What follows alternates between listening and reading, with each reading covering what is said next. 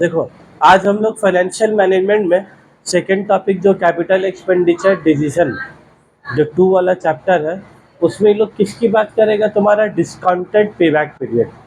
किसकी बात करेगा बोलो? Discounted payback period. अभी तक तुम लोग सिर्फ पेबैक पीरियड निकाल लेते। पेबैक पीरियड का मतलब क्या था कि हम पैसा 15 लाख रुपए लगाया और 3-3 लाख रुपए करके हमको मिल रहा, तो मेरा पैसा वापस आने में कितना साल लगा? 5 साल। 15 लाख डिवाइडेड बाय 3 लाख के तो कितना आ गया? 5 साल आया। तो हम लोग अभी तक जो हम लोग पढ़ रहे थे ना, तुम लोग एक चीज को तुम लोग सोच नहीं रहे थे। ये सब 15 लाख रुपया लगाया, 15 लाख रुपया लगाया, और हर साल लगाया कब हम लोग पैसा? ईयर 0 में लगाया 15 लाख रुपया। उसके बाद ईयर 1 में साल के आखिर में कितना पैसा मिला तुमको? 3 लाख। फिर कितना पैसा मिला तुमको? 3 लाख। फिर कितना पैसा मिला तुमको? 3 लाख। फिर कितना पैसा मिला तुमको? 3 लाख। ऐसे करके तुमको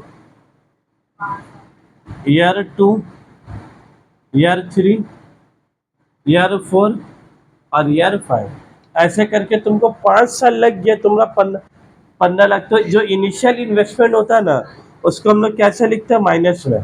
पैसा जा रहा तो हम लोग कैसे लिखते हैं? माइनस में। पैसा आ रहा तो नॉर्मल, और इसको प्लस लिखने का जरूरत नहीं है। तो ये वाला तुम्हारा क्या हो गया? Cash inflow.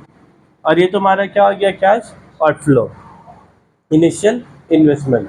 अब तुम लोग को सोचना क्या यहाँ पर ही, ये जो 3 लाख 3 लाख 3 लाख तुमको मिल रहा है 1 साल के बाद, फिर यही 3 लाख कब मिल रहा है तुमको? 2 साल के बाद। यही 3 लाख तुमको कब मिल रहा है? 3 साल के बाद। लेकिन तुम खड़ा कहाँ पर हो? एज एन इन्वेस्टर तुम कहाँ पर ही खड़ा करो? तुम तो यहाँ पर ईयर 0 में ना खड़ा करो। तो तुमको 3 लाख मिल रहा है 1 साल के बाद, तुमको 3 लाख मिल रहा है 2 साल के बाद, तुमको 3 लाख मिल रहा है 3 साल के बाद।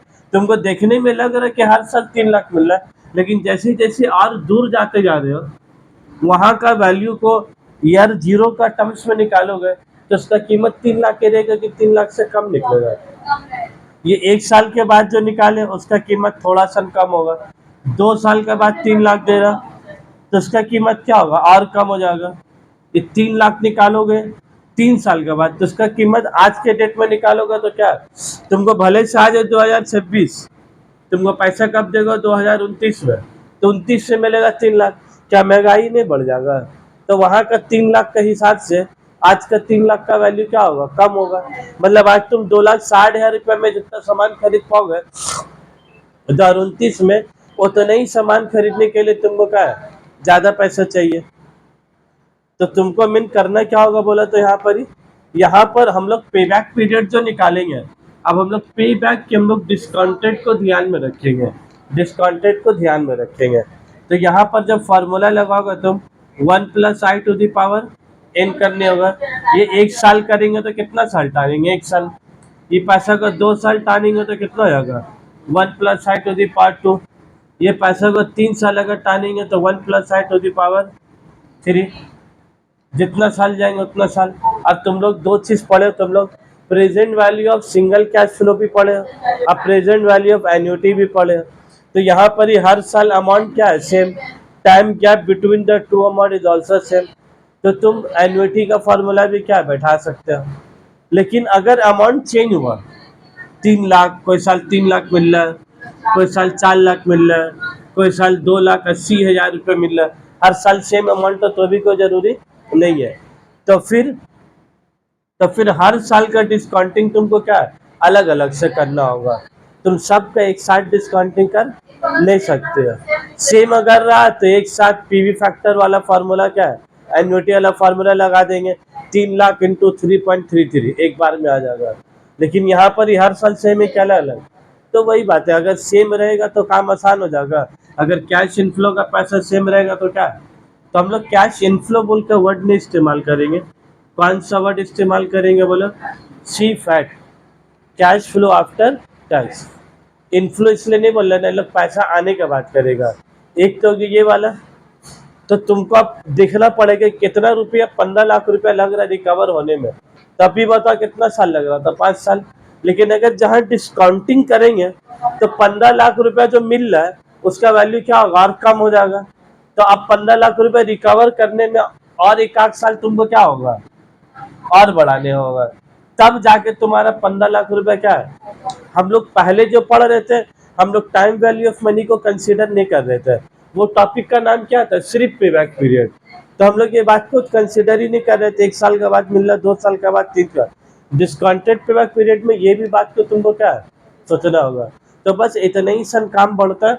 हम लोग ईयर का कॉलम बनाते हैं, फिर सी फैट का कॉलम बनाते थे, फिर क्यूमुलेटिव सी फैट लिखते थे। तब आज के डेट में हम लोग क्या करना होगा, सी फैट तो लिखेंगे कैश फ्लो आफ्टर टैक्स, उसके बाद डिस्काउंटिंग फैक्टर लिखेंगे 1 डिवाइडेड बाय 1 प्लस आई। तो मान लो 1 डिवाइडेड बाय 1 प्लस आई किए हैं तो इसका वैल्यू आया 0.909, अगर 10% है इसका वैल्यू आएगा 0.808, ऐसे करके कुछ आएगा। तब उस पैसा को इससे तुमको क्या करना होगा, मल्टीप्लाई करना होगा। ठीक है, तो हम लोग इसी के साथ पहले हम लोग पेबैक पीरियड का एक तो क्वेश्चन बनाते थे, तभी ये वाला नहीं, अभी क्वेश्चन तो कराएंगे अभी। ठीक है, जरूरी नहीं है।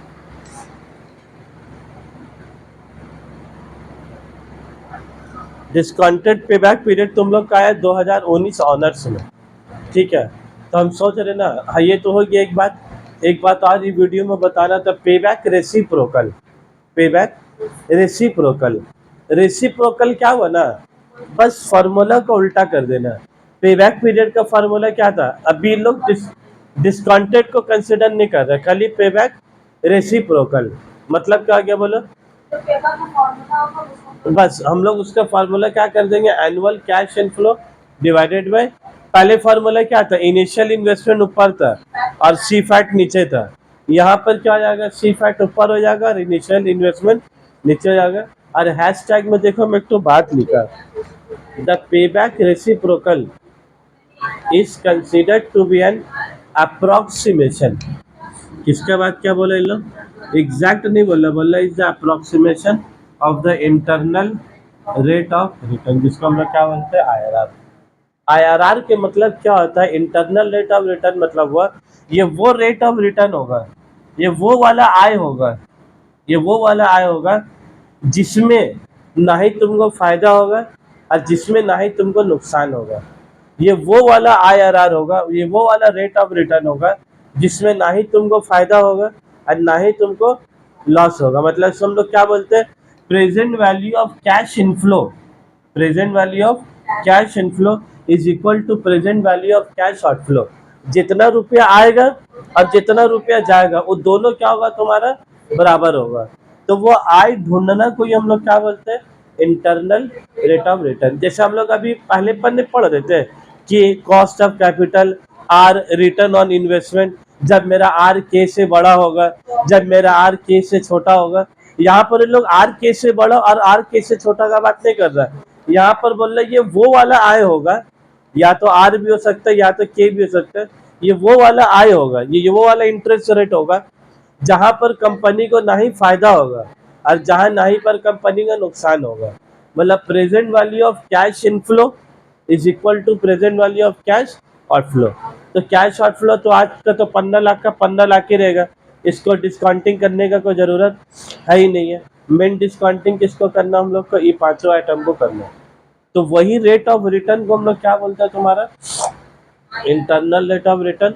तो इंटरनल रेट ऑफ रिटर्न थोड़ा मुश्किल काम होता है, तो लोग अप्रोक्सीमेशन बात कर रहे हैं। जो रेसिप्रोकल होगा पे बैक का, वो तुम्हारा किसका अप्रोक्सीमेशन होगा, IRR का। ठीक है, तो हम लोग ये दोनों टॉपिक के ऊपर क्वेश्चन बनाएंगे। ये वीडियो पॉज कर दे रहे, स्टॉप कर दे रहे, ताकि क्वेश्चन का वीडियो अलग से बनाएंगे। ठीक है, 2019 ऑनर्स।